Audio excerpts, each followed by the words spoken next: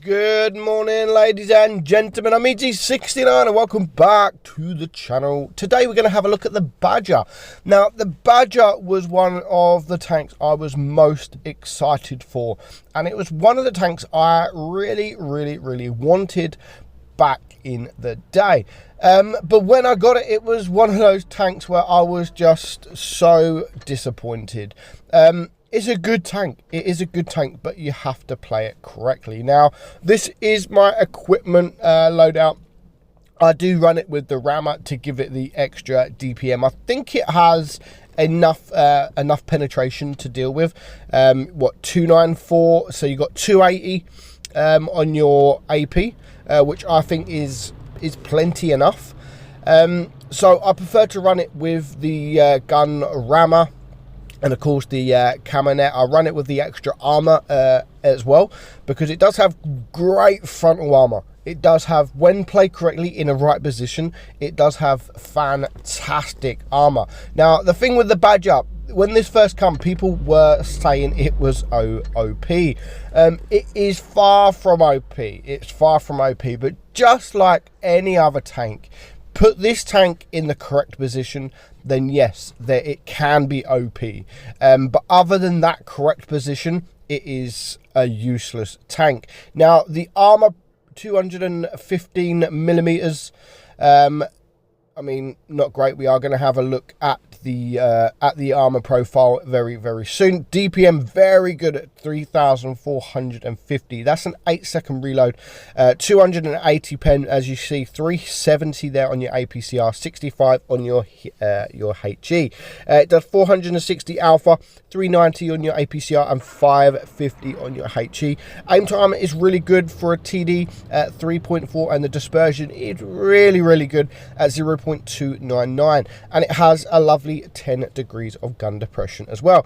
Now, this tank really is bad. The speed wise is bad at 30 kilometers an hour, and your whole turn rate 29.40. Now, your traverse and your speed is the biggest downfall about this tank. But if you could face the enemy, hold down, then, I mean, the bottom plate of this thing is very troll. 246 millimeters effective.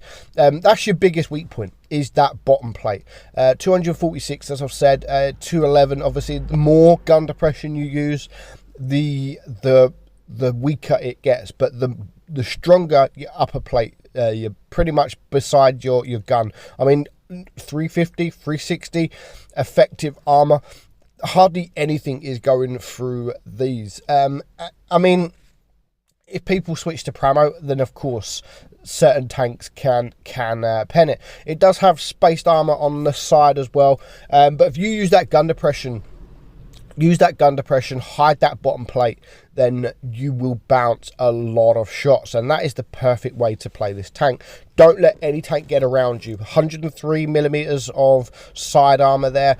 You do have some spaced armor at the bottom, but definitely do not let people get around you. 38 millimeters of armor. So we're going to play a game, and the best thing to do with this tank is face hug.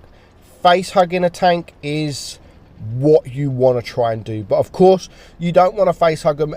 Give them the option to get around you. I do apologize for any car sounds in the background. I am on the side of the road, just recording this.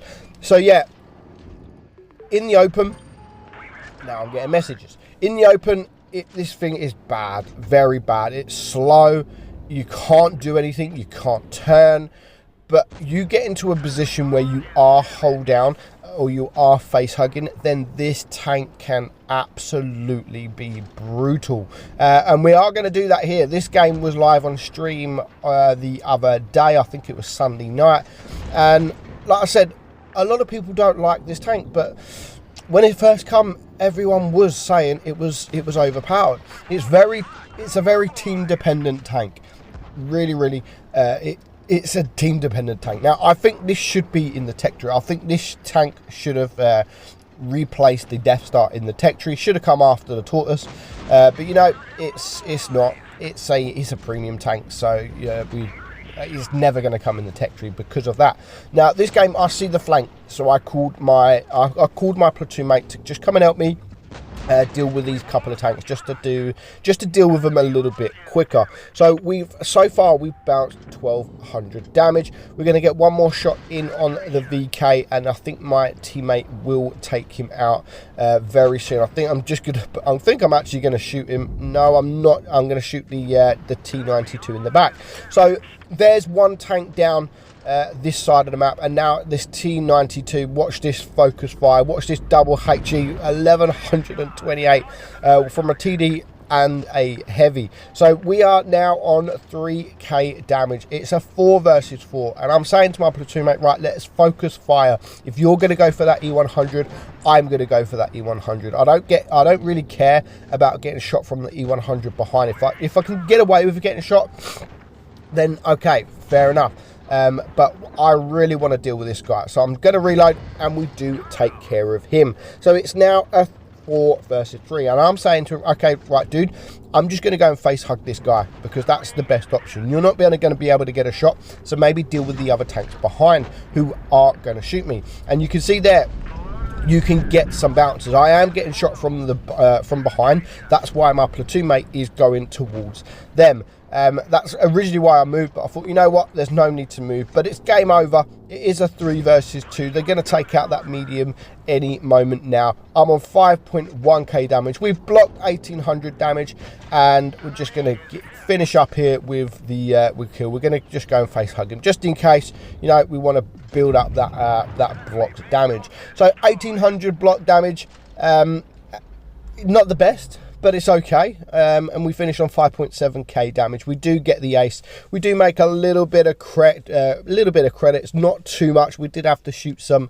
APCR into those E100s, but still a nice battle. Now, next up on Dynasty's Pearl, we have the military mines from the Nasty clan, and this game is absolutely brutal. So at the moment, he finds himself not in a great position. He's in the middle of the map, but you know, as long as you've got your team with you, if you've got your team with you, then you can pretty much play a little bit more aggressive. This guy, this E50, he's going to find out. He's going to find out what it's just like to face hug the Badger. If you can get away with it, guys, do not. It doesn't matter what gun you're in, what tank you're in, what gun you've got. Do not face hug a Badger. You will come out worse. Trust me. I've been face hugging Badgers in E100s, IS7s, IS4s, and it's so freaking frustrating, because in the end you just result to shooting HE, because that's all you can do. It is so troll. There's not really no hatch on top. Frontally, the armor is amazing, and that's why everyone called at the beginning when this was released. Everyone was saying the tank's OP, but it's only OP when you're using that armor, when you're hold down, when you can use that armor and not get bounced, when you're in this kind of position, when you're face hugging a tank. I mean, yeah, when you're in this kind of position, this E75 can't really do anything. But of course, you haven't got the pen either, so to get the shots off on something like the E75, you've either got to switch to gold, or you do have to back up enough to get the gun down to that bottom plate. So do I think the tank's worth it when it does come for sale? Now, normally when this comes for sale, it is around 20,000 gold. Honestly, no. I'm not a lover of the tank. I do think it's a bit slow. The armor profile frontally, yes, is good, but other than that, that is all that is going for it. It's all that's going for it is that front plate. Now, I don't get why anyone would want to buy a Badger when you can go and buy something very, very similar, but much, much better, and that is the T110E3. The T110E3 is probably, in my opinion, one of the strongest tanks in the game.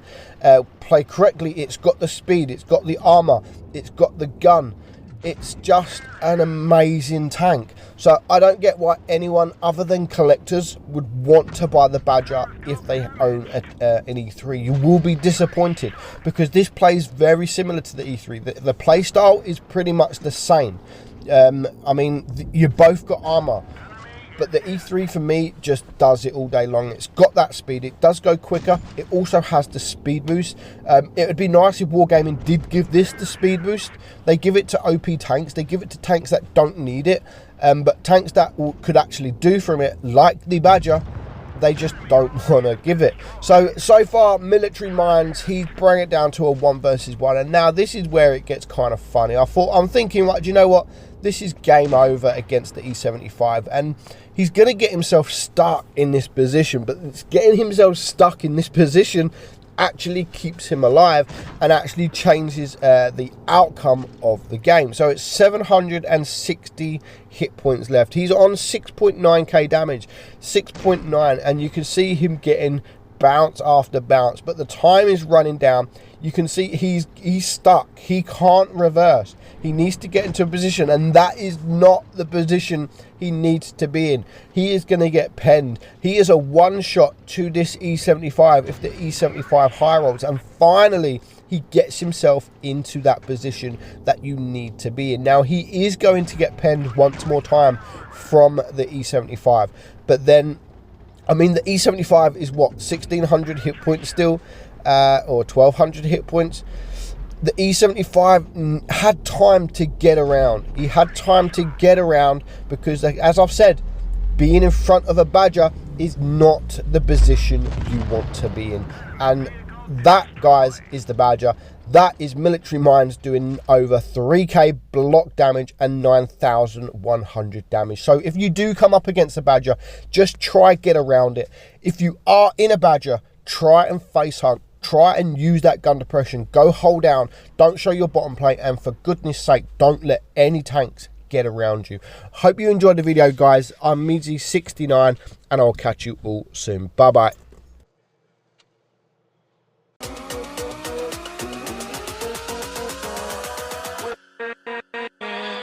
With